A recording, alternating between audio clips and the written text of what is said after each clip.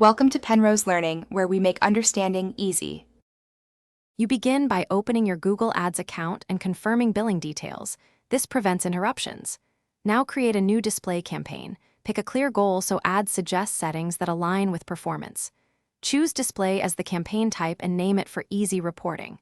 Next, set a realistic daily budget and select a bidding strategy like maximize conversions or manual CPC. Why? Because your bidding controls reach, cost, and optimization signals. Once done, save and move to audience targeting. You now refine who sees your ads and what they see. Start with audience selection. Mix custom intent, in-market, affinity, and remarketing to balance reach and intent. Then build responsive display creatives.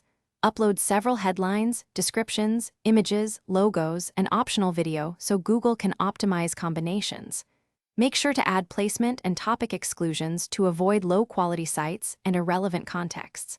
Once your assets are added, preview ads across formats and enable automated targeting. You can launch once settings and creatives are ready, then focus on meaningful metrics.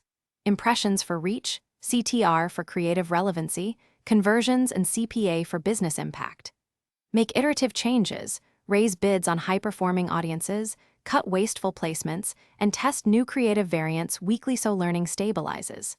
If performance stalls, inspect conversion tracking and look for policy disapprovals or low-traffic targeting. A key troubleshooting tip: enable diagnostics and use the preview tool to check blocked placements and quickly resolve.